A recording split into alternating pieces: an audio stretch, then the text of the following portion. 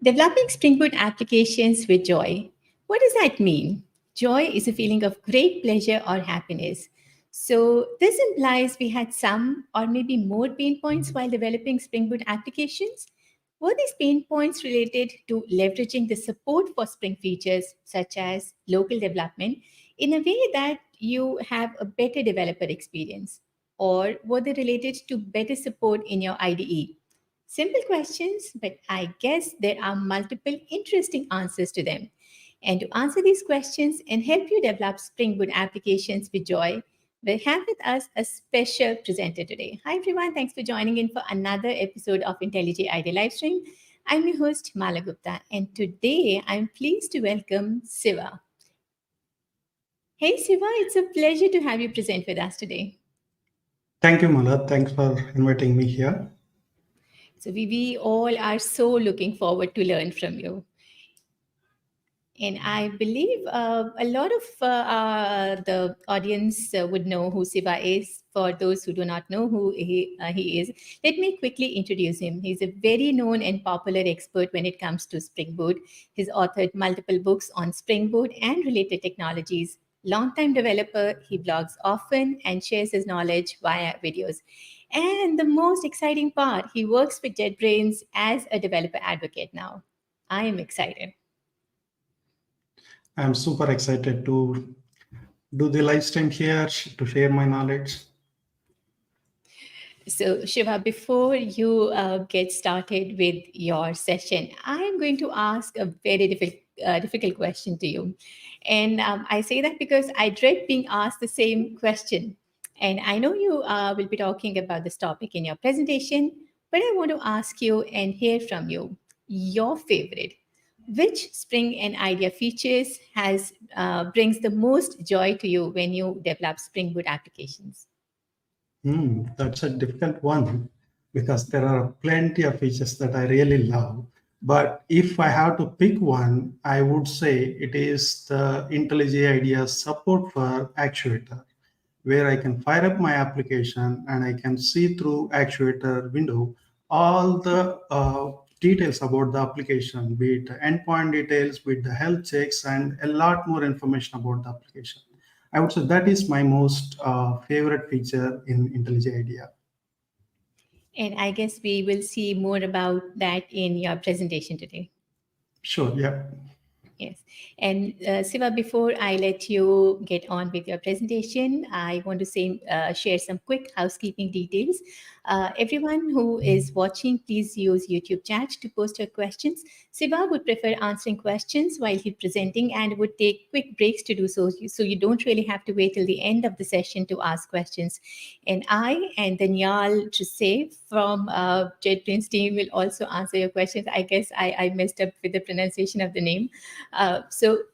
Yes, do not wait to ask your questions. And the most important questions, yes, the session will be recorded and hosted on IntelliJ IDEA's YouTube channel. So if you haven't already subscribed to our channel, now is the time to do so. And the last point, if you like today's session, I'm very sure you would. Do not miss to like the video. And with that, Siva, I'll add your screen to the stream and I'll let you take the stage now. I'll be backstage. Have fun. Thank you, Mala. And once again, thanks everyone for joining us here with the live stream. And I hope you're going to learn something from this stream. So here, I'm going to talk about developing Spring Boot applications with joy. So what does that mean? What gives joy while building the application? So Spring Framework is created almost 20 plus years ago, and then Spring Boot is created 10 years ago. And along the way, there are a lot of features implemented, and as the Java platform itself is growing, Spring and Spring Boot framework is leveraging all those new features introduced in Java and then keep on evolving over the years. And in the recent years, when Spring Boot 3 is released, it introduced a lot of features that can make developers build the application with joy. So in this session, I'm going to talk about some of those features, and I'm also going to cover how you can leverage various features supported by IntelliJ IDEA so that you can have a pleasant developer experience while building the applications. So before understanding, before going into the session, let's quickly share about me. So I'm a developer advocate at JetBrains, and I have been blogging on sivalabs.in for more than a decade. And also I have sharing my knowledge on YouTube, and also occasionally I share various tutorials and everything, both in blog and YouTube. And you can reach me on Twitter at sivalabs, and these are some of the books I have published. So now let's get into the session, what I'm going to talk about. And so before understanding what gives a developers joy while building the application, first we need to understand what are the common pain points developers usually face. So imagine you join a new organization or a new team, new project, and the first thing developers tries to do is to set up the application locally. So imagine you are building a complex application where you are using a lot of services like databases, NoSQL databases, cache like Redis or something like that. And then maybe you are using some message brokers like Kafka and RabbitMQ, things like that. So if it involves setting up a lot of things and you don't have any kind of README or any kind of a local development setup instructions, it could be a little bit of challenging. But even worse is having some local development setup instructions, but that is kind of updated maybe 7, 8 years ago. But then since then, nobody updated it, and it is not at all matching with the current development setup. That is even more painful. So, is there a way where we can reduce that complexity and make it more simplified? Yes, there is a way, and we are going to learn about that. And another thing is, usually the longer you get feedback cycles, I mean, if it takes more time, it's going to significantly slow down how fast you can build new features. So, is there a way where we can get quick feedback cycles? Yes, it is. So we are also going to learn how you can get quick feedback cycles, and then that will eventually speed up the development. And also, a common challenge most of the development teams face is doing the integration testing. As I said, in modern business application development, you might be using a wide range of services like databases, message brokers, and all those things. And integration testing is a bit of challenge, but with the tools like test containers and all, it is not that challenging, and it is kind of in fact it enables you to do quick testing and then get the quick feedback cycles also. So in this session, what I'm going to do is I'm going to build a Spring Boot REST API, and I'm going to talk to a database, PostgreSQL, and then along the way, I'm going to explore all these features, how you can set up the local development environment very easily. And also along the way, while building this REST API, we are going to leverage various features offered by IntelliJ IDEA that will provide a joyful developer experience. Okay, so this is what we are going to build. I'm going to create a Spring Boot application. I'm going to set up local development, and Spring Boot 3.1.0 introduce support for both Docker Compose and test containers. We are going to take a look at how you can leverage both Docker Compose and test containers for making local development much simpler. And then we are going to use Spring Data JPA and build the REST API. And we are going to use various features provided by IntelliJ IDEA, and then we are going to build the APIs, and then we are going to write integration tests using test containers. Finally, we are also going to test manually using HTTP client provided by IntelliJ IDEA itself. So these are the things that we're going to do in this session, and I hope we're going to learn something. So that's enough of the talk. Now let me get started. So here, usually when you want to create a new Spring Boot application, there is a Spring Initializer website where you can choose what build tool you want to use, what kind of a language you want to use, and what are all the starters you want to pick. So this is one way, but when you are using IntelliJ IDEA Ultimate Edition, you can do that right from the IDE. So here I can click new project, and here I can select Spring Boot. Now, I want to create a simple application called bookmarks. Just basically, I want to store bookmarks. So here I'm going to pick my one build tool, and here we are going to use JDK 21. next. So here you can pick what are all the starters you want to use. So if you know the starter, you can just search for it and then add it. Like I want to use validations for bean validations. If you don't know the name of the validation, you can just go through these. And then like here, I'm going to use Spring Data JPA, and I'm going to use Flyway for database migrations. And then I'm going to use PostgreSQL.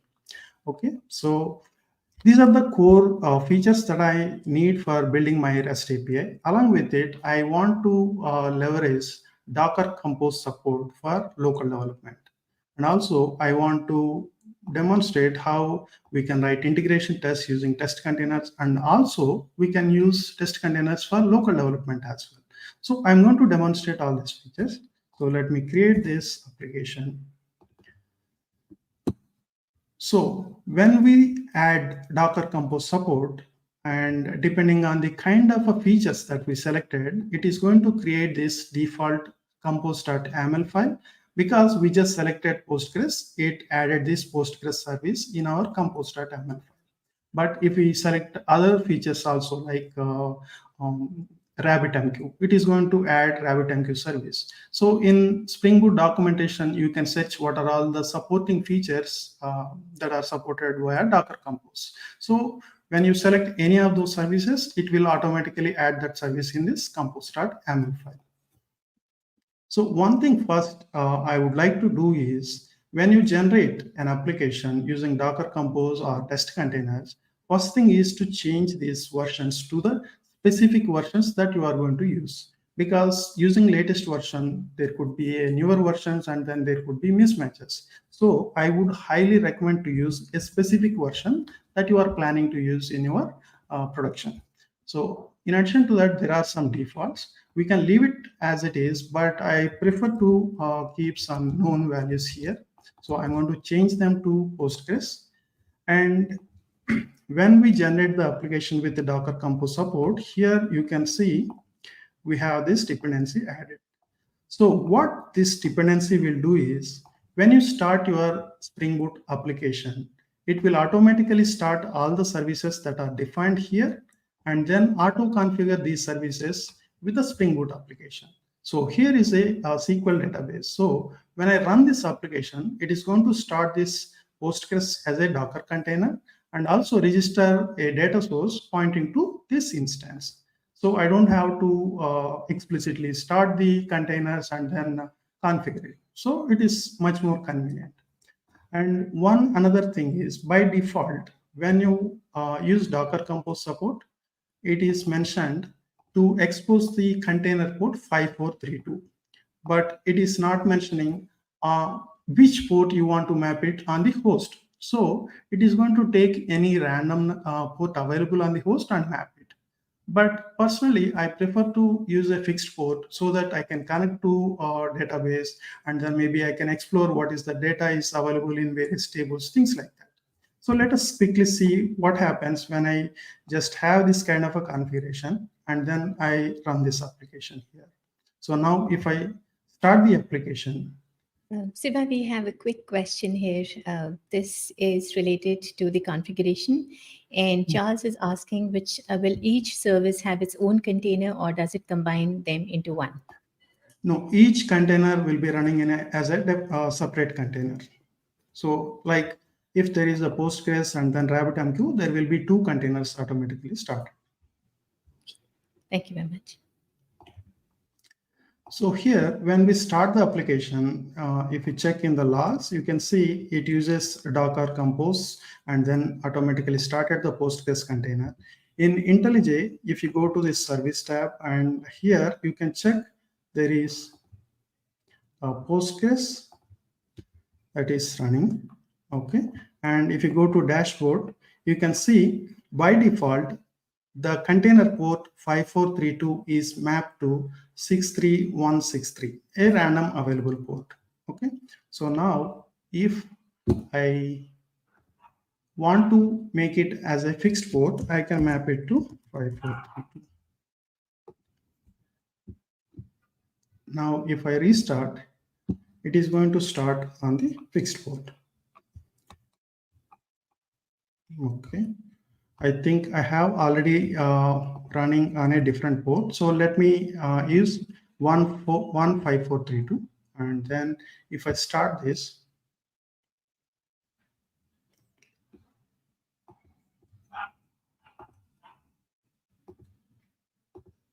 so here, if I go to dashboard, here I can see 15432 on the host is mapped to the container port.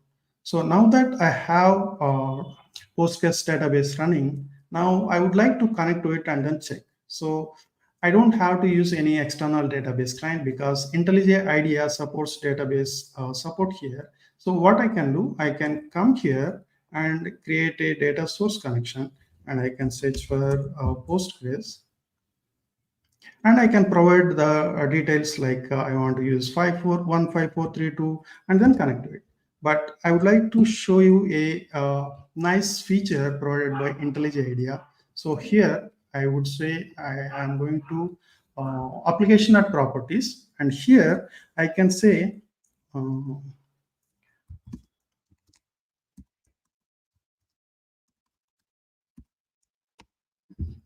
so typically, these are the kind of properties we use for connecting to the database. But if you notice, when we have this Spring data source URL configured, it will show this icon in the gutter where you can simply click on it, and then it will automatically populate all these fields, and you can quickly check whether it is connecting to it, and then you can click on OK, and you can see it is connected to the database. So you don't have to manually enter all these fields, but if you have this configuration, you can right away click on it and then get connected to it. So this is one simple feature here. And I have turned off open in view because I don't want to open the Hibernate session while marshalling the beans and things like that. And I want to just change the DDL auto property to validate so that I compare my database schema with the entities and are they in sync or not. Okay. Also, I want to show the generated SQL. So these are the properties we configured. So here I would like to show a nice feature of IntelliJ IDEA here. So let's say we don't have this property, and if you want to configure these properties, you don't need to type all the property key entirely. Instead, if you know the starting point like spring.datasource.url, it will automatically show the properties that are matching with this pattern. So here like this, you can just, so similarly, you can say spring data password, you can configure like this. So that's a nice use case where you can use IntelliJ IDEA's feature. So that is one thing. And another feature that I would like to use is by default, when we use Docker Compose support, when you start the application, it is going to start the container. And when we stop the application, it is going to stop the container. Okay. But during the development, I usually want to start the container once, and then I keep implementing new feature and change the code and then restart the application. I don't want to keep on restarting the Postgres or any RabbitMQ, any other services. So what I can do in application properties, I can configure Spring or Docker Compose lifecycle management. By default, it is start and stop, which means when I start the application, it is going to start all those containers. And then when I stop the application or restart the application, it is going to stop all the containers and then restart. I don't want that. Instead, I want to just start, and then I keep changing the code, and then those containers will be running in the background and my application only gets restarted. So I change it to start only. So now if you notice here, when I restart this, here I can see the container is running right now. And even if I stop it, it is going to continue run. It is not going to stop. So this is good. So now that I have the basic database connectivity ready, so IntelliJ IDEA Ultimate support generating the entities from the database structure. So you don't have to go ahead and then start creating the classes and then creating the JPA entities manually. Instead, you can connect to this database, And then here you have this option of generating the JPA entities from the database structure. So this feature is available right away in IntelliJ Ultimate Edition. But I would say when you are using JPA, especially with Spring Data JPA, I highly recommend a plugin called JPA Buddy, which provides a lot of features, not only just generating the entities, it provides a lot more features. I highly recommend to check out JPA Buddy plugin if you are building any JPA based applications and Spring Data JPA. So here I can generate entities here. So here I can select which database I want to connect. And then right now there are no tables. So first let us create a flyway migration script. So here I'm going to create my first script here. So I have prepared some database script here. So here we have a users table with name and email and a couple of other columns. And also we have a bookmarks table with ID, title, URL, and also maintaining which user created this bookmark. So it's a simple couple of tables. And then I have some sample data inserted into users table and bookmarks table. So now that we have this script, now if I restart the application, it is going to automatically do the database migration and then create these tables and insert this data. So as I already connected to this, I would see this bookmarks table is created and you can see the data is inserted, and similarly we have users table and data is inserted. So now that we have our database ready, now as I said, we can create JPA entities from, let's go ahead, and here if you click on this, it will automatically show what are all the available tables, and then we can generate the entities. But when you install JPA Buddy plugin, you can also get the same feature. Now let's say here, if you go to new, here you can see JPA entities from DB. So it is going to lead to the same screen. Here you can select, I want to generate entity for bookmarks, and it is going to inspect the bookmarks table and then identify what type of sequence, primary key it is using. So accordingly, it is going to pre-populate all the values. And here I also want to have this many-to-one association with the user. So if I select this one, it is also going to select this users. So this is going to create a user JPA entity. So with this, now I want to generate this. Now you can see I have user entity generated from the database, and all the configuration is based on the database structure I have. And then we have bookmark entity, and again all the properties mapped, and then we have many-to-one association with the user. So we don't have to write from scratch. If you have an existing database, you can simply generate the entities from the database itself. So now that we have the entities, let's go ahead and create a repository, Spring Data JPA repository. So usually what we can do, we can create, let's say I want to create a repository for user. So I can go ahead and create user repository, and it need to be a repository, and then I'm going to extend it from JPA repository, and it is for user entity, and the primary key is of type long. But as I said, when you install JPA Buddy plugin, it also provides a lot more features. Right now here you see Spring Data JPA repository. This feature is provided by JPA Buddy plugin.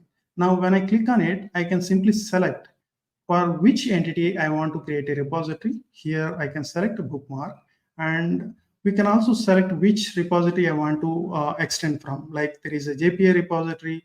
If you just want bare CRUD functionality, you can select CRUD. Or if you also want to use paging and sorting, so you can select this one as well. So let's go ahead with the JPA repository here.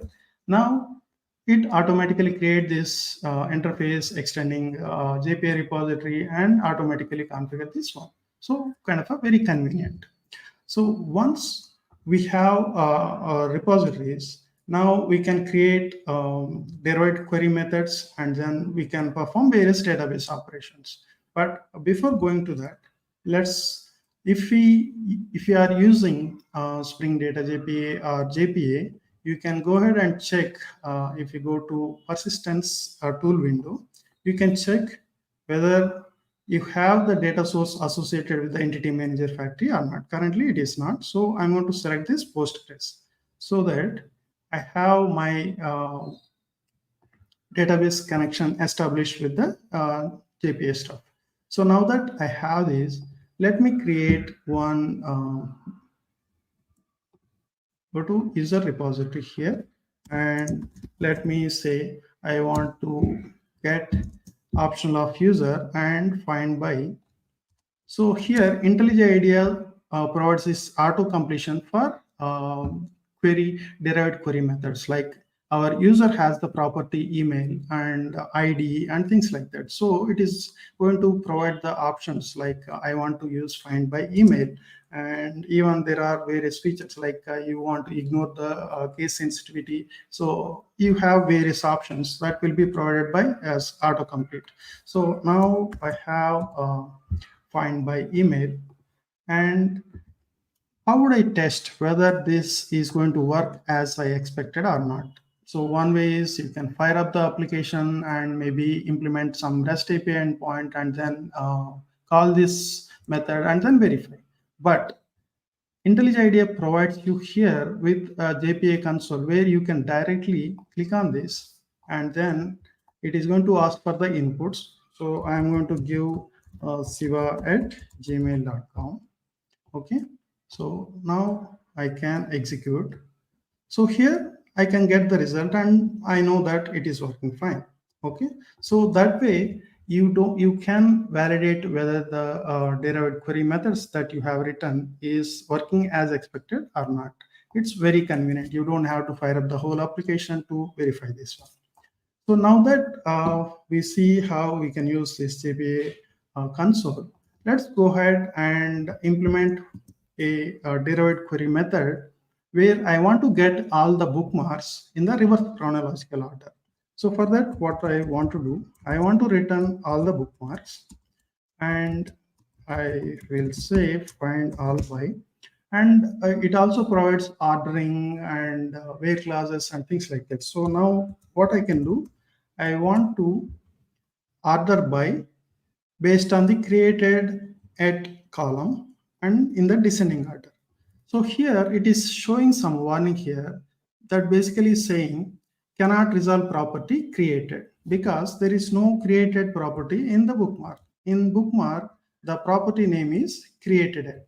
So this is a nice inspection where you don't have to wait to fire up the application, then only get to know, okay, there is no created property. Instead, IntelliJ IDEA itself directly showing here the warning that there is no created property. So I'm going to correct this.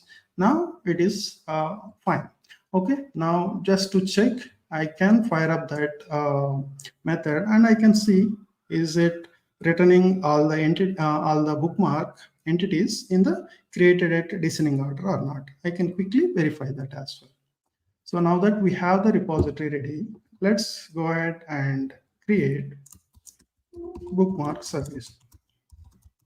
So typically in a 3-layered architecture, you have controller, you have service, and then you have repositories. So in this case, we don't have much business logic, but let's go ahead with the typical structure, and then we'll see if in real applications, you could have complex logic, and then here is where you typically implement your business logic. And typically, service layer is where you start the transaction and you do all the database operations, right?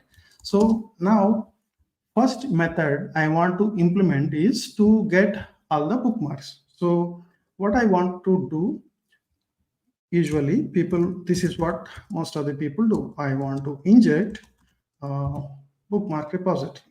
Okay, but here, this is where I like IntelliJ's inspections, where it's not only just completing the providing the auto completion, it is also providing the inspections where if you are following some bad practices or if you are writing some code that can be improved, you can immediately see those warnings and take necessary action. So here, when I create this dependency and then use auto-wait, it is giving this warning here. And if I mouse over it, it is saying field injection is not recommended. You can go ahead and then learn why field injection is not a recommended practice. And it is also simply provide quick fix where you can press option enter and it is giving the appropriate session where you can define the dependencies as final and then you can inject those through constructor. So this is the common practice. Even better, in the recent versions of IntelliJ IDEA Ultimate Edition, let's go ahead and implement a list of bookmarks. Okay, find all. So now I don't have to ahead of time define the dependency. Instead, I can right away start typing bookmark repository and IntelliJ is going to look for all the beans that has this bookmark starting name and then show you the auto completion. Now, when you select that bookmark repository, it is going to define that dependency here using constructor. It also injects that. So very convenient. You don't have to just first define that and then auto-write this. So instead, you right away start using this and IntelliJ takes care of injecting that dependency.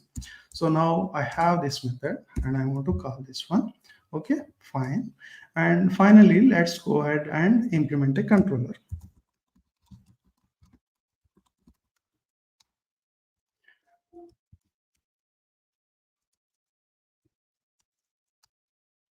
So here it is going to be a REST controller and it's going to have a common prefix of API/bookmark.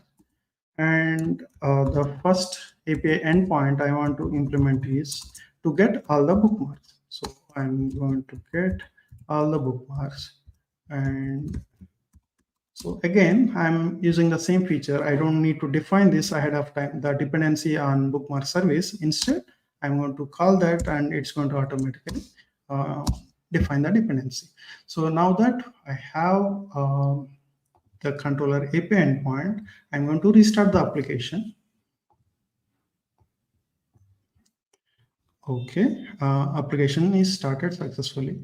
Now, if you take a look at this, here you can see this icon where if you want to invoke the API endpoint, and here this is the HTTP client where you can call the API endpoint. So it automatically populated based on it has the information of what is the API endpoint, and then it automatically populated this one.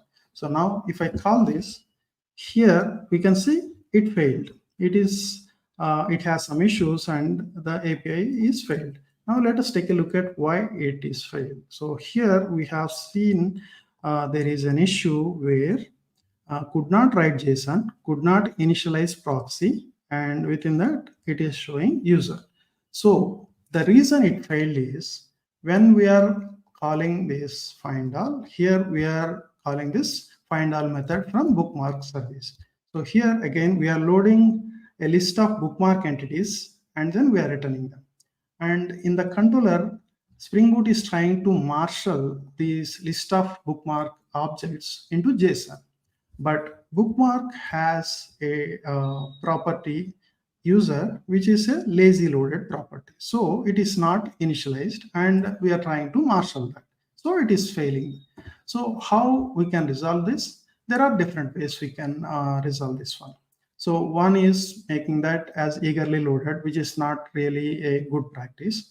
Another option is once you load a list of bookmark entities, you can map them to a DTOs and then you can return DTOs instead of the entities. Usually it's not a good practice to return database entities as a REST API response. But there is even a better way where you don't even need to first load the list of entities and then map to a list of DTOs. Instead, you can use Spring Data projections. So let us see how we can use projections. Again, as I mentioned, if you use JPA Buddy plugin, you can right click and go to new. And here, there is an option to generate Spring Data projection. So here you can select for which entity you are trying to create a projection for. I am creating a projection for bookmark and by default it is giving the name as bookmark info, but I want it to be a bookmark DTO. So here I can select what are all the properties I want to map. I don't want to load everything. I just want to load ID, title, URL, created, and also I want to load some information of the user. So I want to generate a new nested class within the bookmark DTO, and I want to name it as user DTO. And again, I just need ID and name. I don't want email. I don't want created it, updated it. When I load bookmark DTO, I just want ID, title, URL, and user ID and name created it. Okay. So now when I click OK, it generated the projection for bookmark, and it is an interface projection. And I have the getters for all the properties that I want to load. So now that I have the DTO, I'll go to bookmark repository. Instead of returning bookmark entity, I'm going to return bookmark DTOs. So Spring Data JPA is going to figure out to map all these into projection. Now I'm going to make these to return bookmark DTOs. Okay, so now I'm going to restart the application. And this time, when I call this, I get the response. So here you can see I got the response, and it only loaded the properties that I specified in the bookmark DTO. In user, I just loaded ID and name. So this is a better way to load only the necessary data instead of loading the entire entity and then mapping it to DTOs. Better way is to use a data projection. So now we have this. Let's go ahead and implement another API endpoint. So again, if I go to bookmark repository, I want to load one. I want to get one bookmark per given ID. So there can be a bookmark or there may not be. So I want to make it as an optional, and I want it to be find bookmark by ID, and it's going to take long. Okay, so I go to bookmark service, and I'm going to make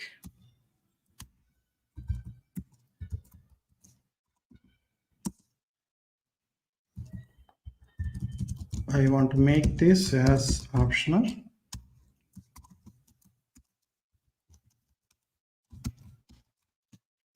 Okay, so finally I'm going to implement another API endpoint, and it is going to return response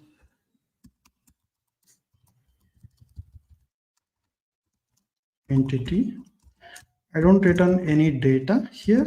Find bookmark by ID, and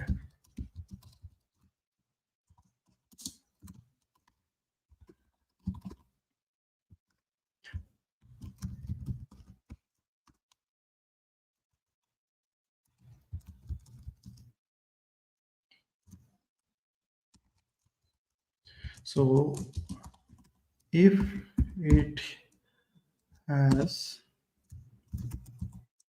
response entity colon okay, or else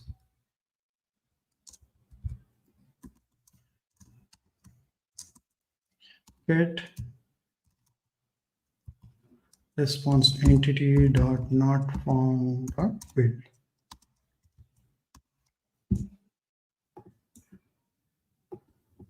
Sorry, here it needs to be bookmark DTO. Okay, what is wrong here?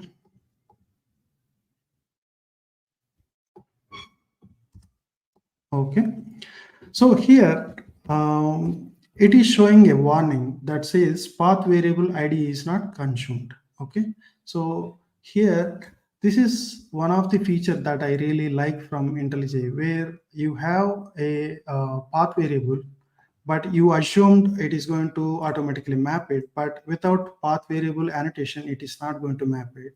But if you don't have these inspections and then warnings, you are going to run the application and then you are going to see where I am missing. It may take some time, but here IntelliJ right away is showing this warning, so you can quickly take a look at, oh, I missed it. So you can add path variable. So it is a long variable, and also by mistake if you name it as something bookmark ID or something like that, again it is going to show both errors, like both warnings. Here it is not consuming this, so rename it to ID. So you can right away see those inspections and then take necessary actions. So again, let's go ahead and restart the application, and then again invoke the API endpoint. So here, let me invoke this API endpoint. I get the response. And if I invoke something without existing ID, it is going to give 404. So working as expected. So next, let us go ahead and implement a create bookmark endpoint. So what I can do, I'll go to controller, and it's going to be a post mapping. And I would say response entity. I don't return anything, and create bookmark. So here records is Java records is a really nice fit here to map HTTP request payloads and then response, because usually you don't modify the data. So records is a perfect fit for mapping the request payloads. So I'm going to create a record. I'll name it as create a bookmark payload. Okay, and I will use I'll take both title and URL from the user, and also I want to make them not empty. I want to implement pin validations for these two properties. Okay, so we have this, and I'm going to take that as a request body, and I want to validate this through bean validation, and it is going to map to this payload. So once I got the payload, I want to create a command object and then pass it to service layer. So here, what I would do, I'll create another record. I would say create bookmark command. It's going to be a record. And again, here I'm going to take title, URL. Also, I'm going to take user ID who created this bookmark. And now in bookmark service, I'm going to have a public. I'm going to return the created bookmark ID, and it's going to take the command, and I'm going to create a bookmark entity. I'll set title and URL, and also I'm going to set the user. So again, here I don't have user repository, but directly I'm going to call user repository dot get reference by ID, and I'm going to pass the user ID here. And then we have bookmark set created at, and it's going to be now. Okay, now I have created this. Fine. So I just populated the data from command into the bookmark entity, and also based on the user ID, I fetched the reference using user repository, and I persisted the entity, and I'm returning the newly created bookmark ID. So now that we have our service, let's go to here, and I would, so it's going to be a long bookmark ID, and I'm going to call bookmark. So here we don't have command. Let's go ahead and create this. So we have the title and URL from the payload, but what about the user ID? So usually when you are using Spring Security, you get it from the security context folder and then figure out who is the current logged in user ID. But right now we are not using Spring Security. So let's go ahead and hard code this as one. Okay, so now that we have our command and then we call the service and we got the newly created bookmark ID. So now what I want to return. So ideally, for post request, when you are creating a new entity, you should call created, and usually you pass the newly created resource URL. So how can we get the URL? You can get that from servlet URI component builder from current request and specify the path /UID and build and expand. So you can replace that ID with the new bookmark ID and build and expand. Sorry.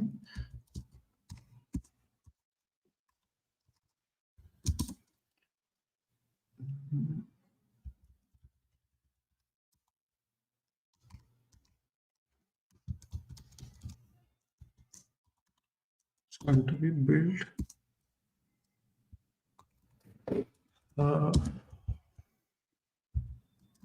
So here I am passing this. Okay, this is the URI, and I want to pass this URI here. So what I'm doing here, I take the payload, and let me minimize this. I take the payload and create a new command object, and then I call the service and persisted the data and get the newly created bookmark ID. And I want to return the newly created resource URL as location header. So I'm returning response entity dot created, passing the URL of this one and building this response. So now I'm going to restart the application and then okay I'm going to invoke this API endpoint here.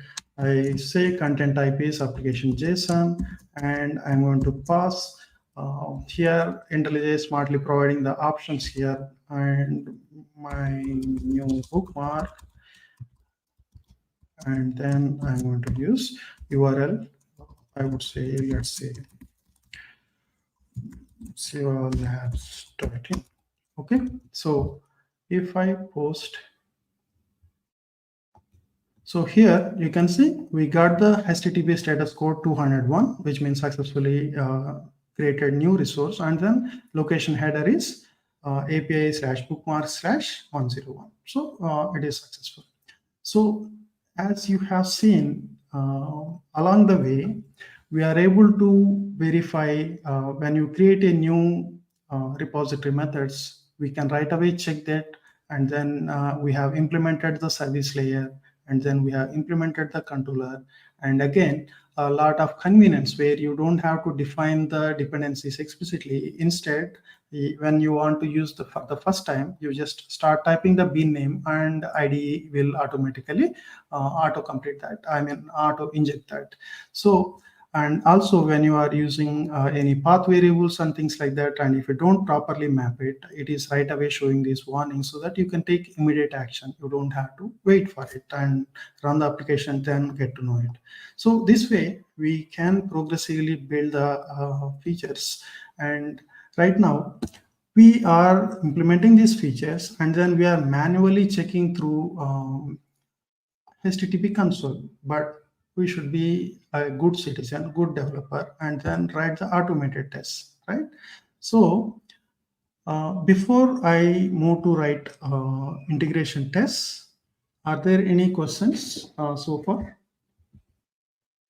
Hi, Shiva. So there have been loads of questions, but Daniel has been answering all of them. There's just one question, not really related to the code. It's more about the images and the icons that people are seeing in your IDE. So so there's a plugin People, special. people seems to love my IDE setup, and those Yes. fancy colors are coming from Atom material icons. That's the plugin I use.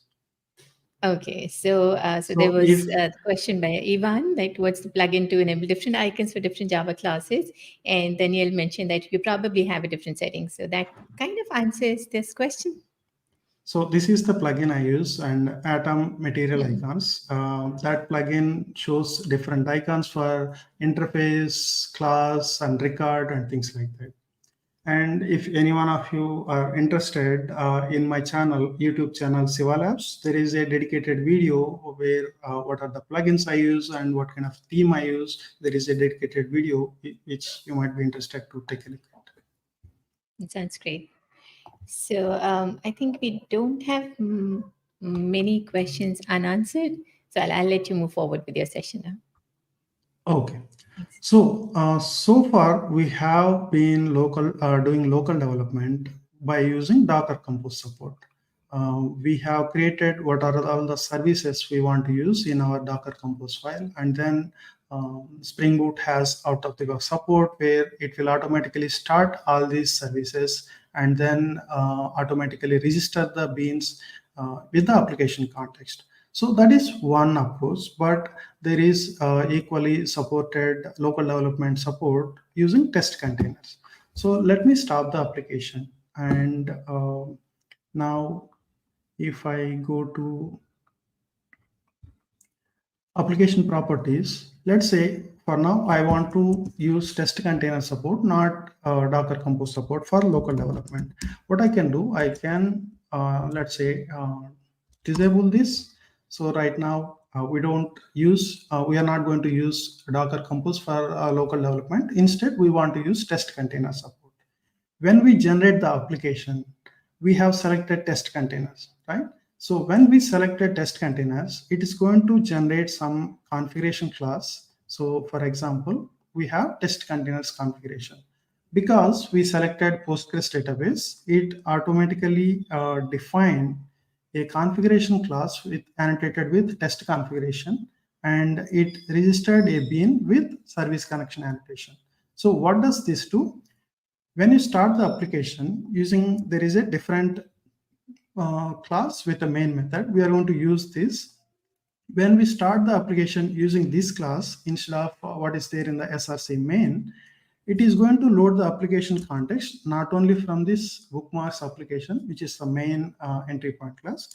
It is also going to load the beans from test containers configuration. So here in test containers configuration, we have this Postgres container defined as a bean. Again, we should ideally use what is the exact container you want to use, which version you want to use. So I changed it to Postgres 16. So what happens is, during the development, instead of starting the application using this bookmarks application, which is there inside src main Java, we can start the application here. Under src test Java, there is test bookmarks application. So now I am going to start this, which is going to start a new container, Postgres container, and register it as a data source pointing to this container, newly spinned up container, and start the application. If you want to check, you can check the logs where it use test containers library to start the container and automatically register that as a data source.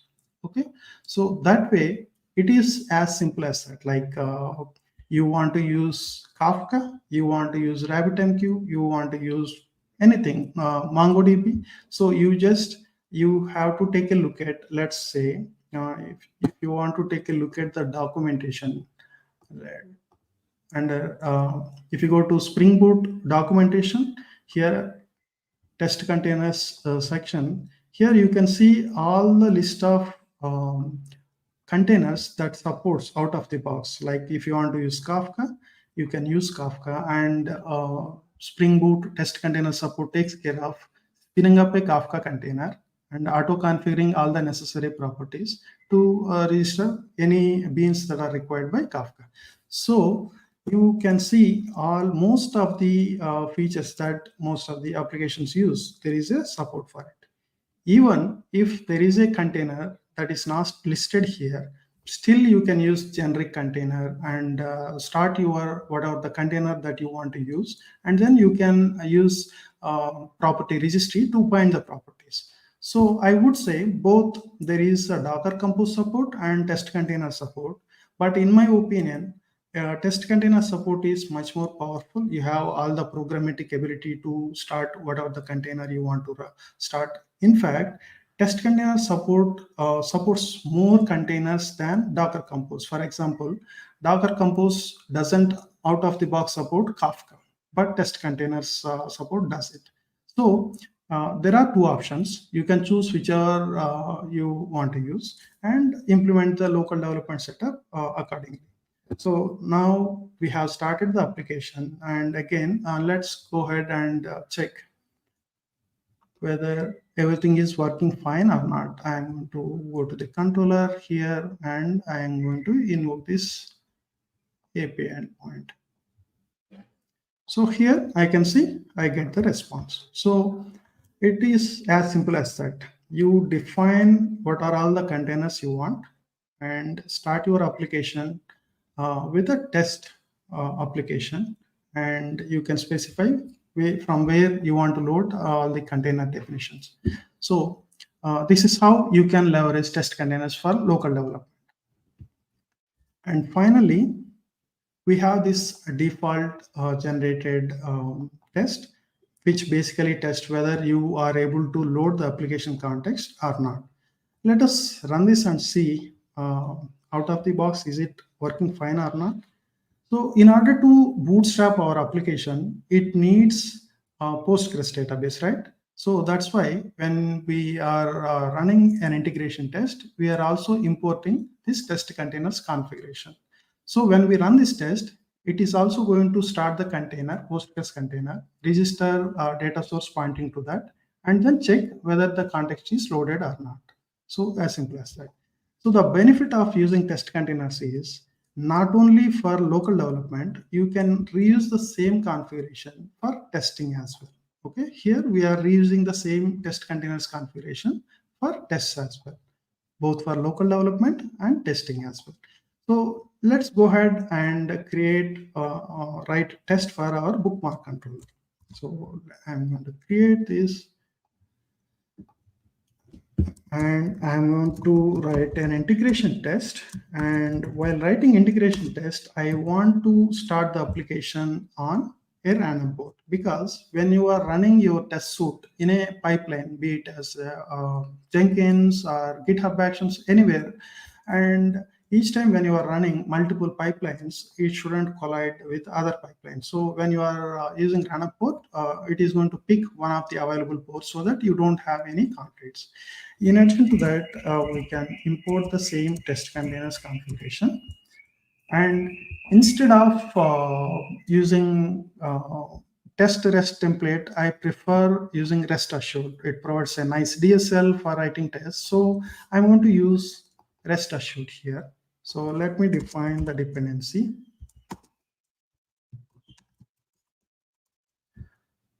And okay, and I'm going to mention the scope as test. Okay, so now that test assured dependency is defined, let's go ahead and write the integration test. Because we are bootstrapping the application on a random port, we need to capture on what port it is running. So we can use this at local server port annotation and bind the value on which port it is running to this port.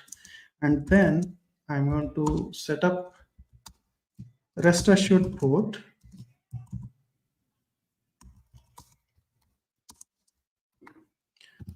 Okay, let me reload this. So I have bind the port, and then I am initializing rest assured port to that dynamic port here. So now that we have the initialization and everything is ready, I'm going to write the first test here. Should get bookmark by ID. Let's start with this test. So here I want to fire rest assured, and when so IntelliJ is showing auto completion. So here I'm going to make this API slash bookmark slash 1, and then I am asserting the status code to be 200. Okay, now let me run this test. So here it is going to start the Postgres container and then initialize the dynamic port and then use the rest assured to make this API call. And here you see it is working fine, but never trust a test that doesn't fail at least once. So let's go ahead and write another assertion. I do want to check the title of the returned response to core matches equal to Siva Labs. I know it is Siva Labs block, but I want to test this. So I am running this test here. So if you take a look at our flyway initialization script, here in the bookmarks for ID1, the title is Siva Labs blog. But here I mentioned to map it to Siva Labs, and I should see expected is Siva Labs, but actually Siva Labs blog. So my test I need to correct here. As I said, never trust a test that doesn't fail. Okay, you should ideally. So one of the reason I am not doing the TDD here, because my goal is to demonstrate various features of Spring Boot and how IntelliJ IDEA helps here. So I'm not doing the TDD, but usually in your applications, it is highly recommended to do TDD, where you first write the test and you specify what is the expectation, and then your implementation should satisfy that. So now that we have the test, let's rerun it and then see. So it's working fine. So let's write another test to create a new bookmark. Again, I'm going to write another test. Should create bookmark successfully. Okay, so now I'm going to create the payload. So here I am using multi-line string support, and title is Siva Labs website, whatever, and I want to use. So I have a payload, and I'm going to specify the content type is JSON, and I'm going to specify the body as payload. When post to API slash bookmarks, then I am asserting the status code to be 201. Now, if I run this test, it's going to fail. Why? Because in my JSON payload, I have an extra comma here, which is going to consider as an invalid JSON, but it's not telling me that. Okay, so what can I do? I can use IntelliJ's language inference and specify I want it to treat as a JSON. So when I specify that this string needs to be treated as a JSON, it already showing this error message. You don't have to fire the test and then just keep debugging. Instead, when you specify treat this string as JSON, IDE is right away showing this error, and you can correct this, and then you can run the test. So like this, there are a lot of features where you can leverage your IDE so that you don't need to debug the issue once you run it and then you don't know why it is failing and then keep debugging it. Instead, you can leverage a lot of this IntelliJ feature so that as you type, and some of the warnings you can get right away and then quickly fix it. So now we are seeing the test is successful. So this is how you can leverage test containers for running integration tests. You may ask, why should I even bother to use test containers? We have seen how test containers makes it easy for local development, but also one of the common mistake people do is especially while using databases, they do use in-memory databases like H2 or HSQL for testing, while they are actually using a different database for production. The problem is you cannot guarantee that whatever the tests that are passed while talking to H2 will actually work the same way when you are talking to a different database like Postgres or MySQL or any other thing.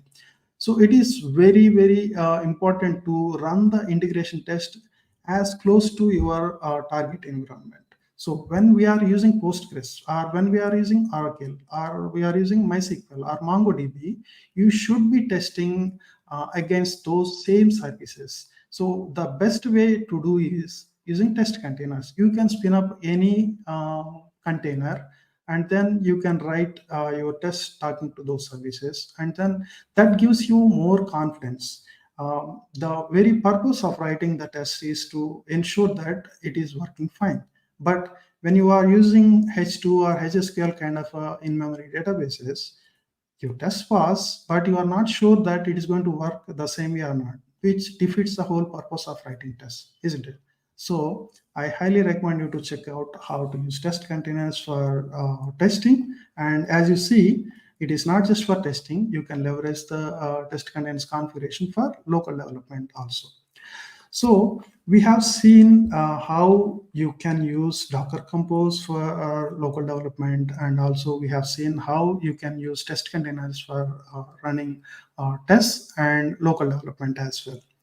So as I said, when you join a new project and if you have to spend a week figuring out how to run the application, that's a very bad experience for a new team member. Ideally, it should be like you should have a README file, okay? And then you should have like this, whatever the project name you want to use, and then maybe you need to specify which version of JDK you want to use, and you can specify we just need Docker and Docker Compose, and this should be it. There should not be a big 5-page or 10-page conference documentation where you go, okay, first install this and then install that, and then if you are using Windows, you do this. If you are using Linux or Mac, you do that. So it should not be that difficult. It should be as simple as this. Install these two and then right away start the application, and everything is going to work fine because all your service dependencies and everything is already configured through either Docker Compose or test containers. It should be as simple as this. Okay, so these are the features I want to demonstrate. In addition to that, nowadays most of the applications are being containerized and then run on some container environment like Kubernetes or things like that. So usually you can write a Docker file and then you can write the steps, build the jar file, and then copy it to container and then write some entry point to start the application. But again, Spring Boot abstracted that using cloud native build packs where you don't have to worry about writing Docker file because it's easy to write an ineffective, unoptimized Docker file. Instead, when you are using Packito build packs or cloud native build packs, they take care of generating the container image in a much optimized way, taking all the build context and then running in a secured manner. So it is already available when you are building a Spring Boot application. Like we can simply run maven spring-boot build image, and I just want to skip the test. So by simply running that, it's going to take care of using the cloud native build packs and then create the image. You don't even have to write the Docker file for that. So this is one thing I like about Spring Boot, where it takes the pain of doing this low level stuff and then provide a easy way to achieve your actual goal, which is focusing on your business logic, right? Put the efforts into building your application and keeping the focus on the business logic than doing this low level task. So again, this Docker Compose support and then building the Docker image All these things are make very easy, so that even a new team member who may not be familiar with all these technologies can get started with application development, and then slowly they can get in depth and then understand how to use various things. But it makes Spring Boot development much simpler because of all these improvements and then developer experience improvements. Okay, so that's what I wanted to demonstrate. And do you have any questions so far? Hey Shiva, lots of questions as I mentioned before, but Daniel is kind of answering all of them. So I'll quickly pick up some of the comments that we had. So it's about the README file that you showed. So Chandra mentioned 100% on crisp README, and there was another comment by, where are my comments? Yes, so there's another one by Nacho, and he's saying easy peasy all starters should be like this. And Marit also mentioned that we have a little party going on in the comments section. So yes, so we all of us are kind of talking with each other and answering the questions. And there was also one question I would like to take. So I think Daniel has already answered this question. If you want to add something to it, please do. What would be the best way to load test data using Docker Compose and test containers? Using Flyway for test data would not work for deploying to production, in my opinion. So Daniel already answered this one. If you have anything to add to it, please do.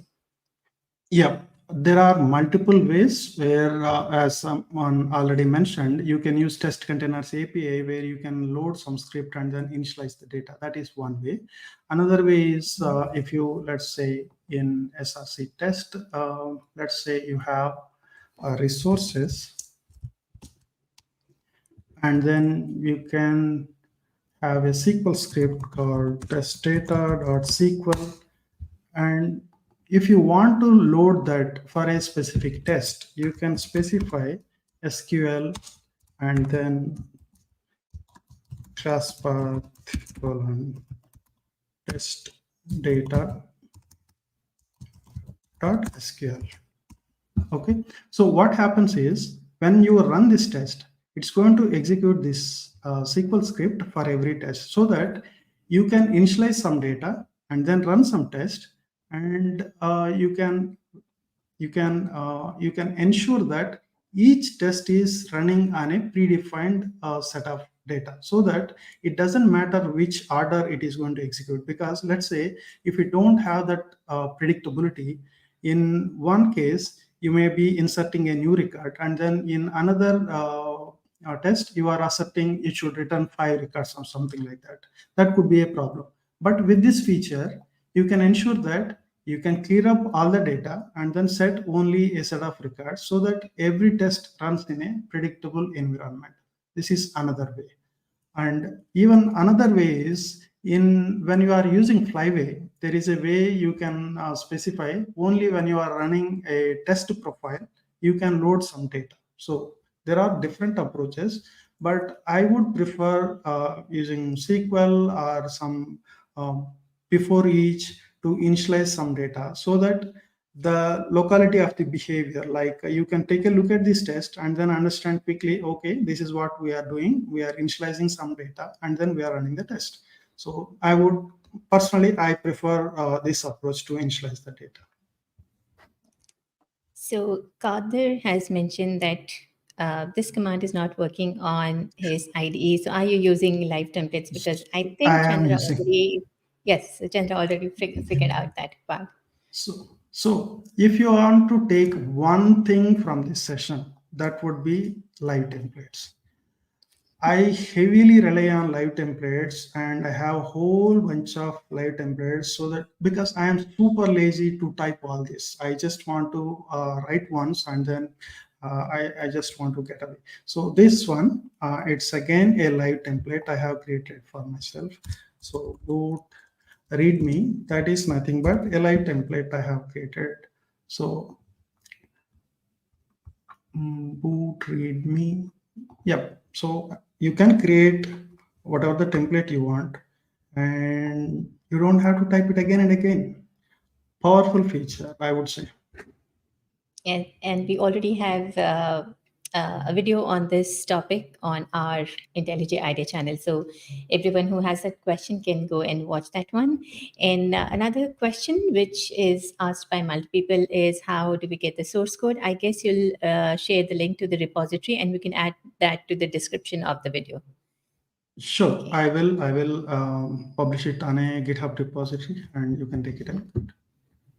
Okay, so there's another question by Anil, and is asking, are there any alternatives to Docker, as many companies doesn't allow in local environment?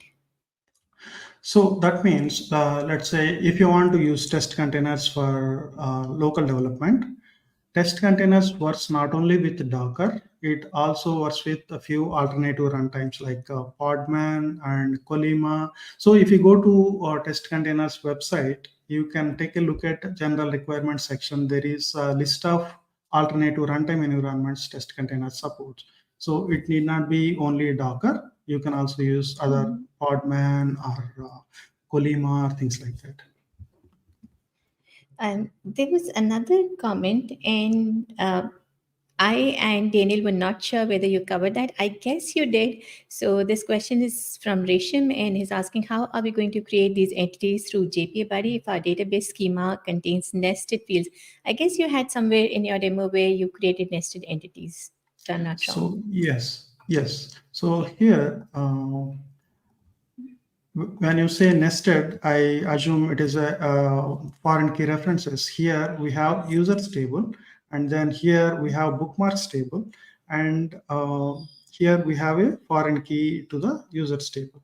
So when you create entities from database, because we already have the entities generated, uh, but it shows when you select bookmarks table, it shows what are all the columns you want to create properties for. There you can also select user ID, which is nothing but a foreign key, and it's going to generate both bookmark and user.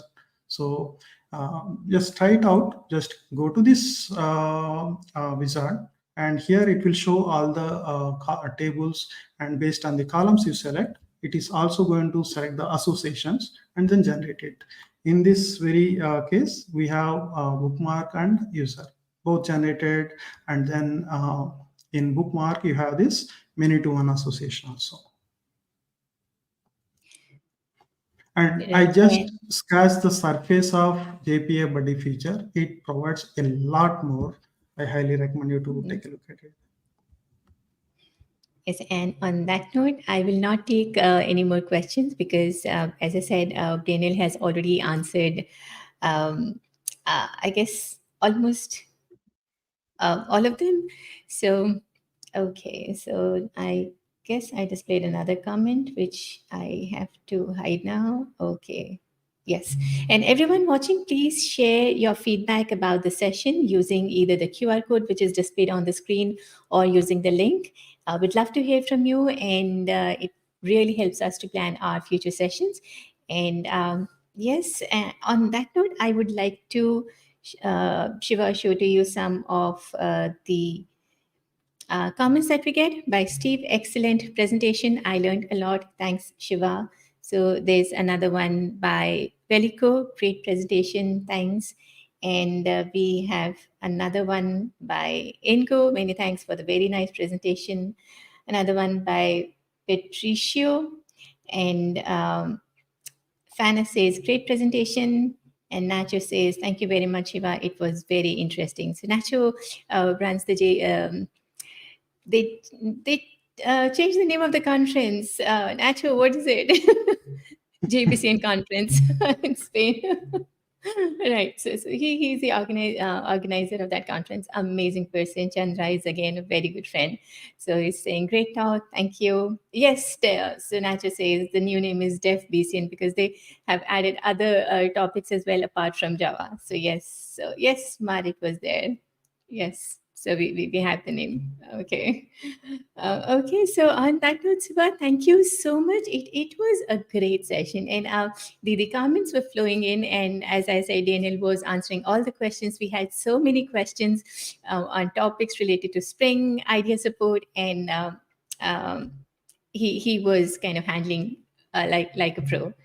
So, okay. And on that note, I cannot take any more questions now. And for more information, everyone, you can follow the links that we already have on our screen right now, and you can ping Siva.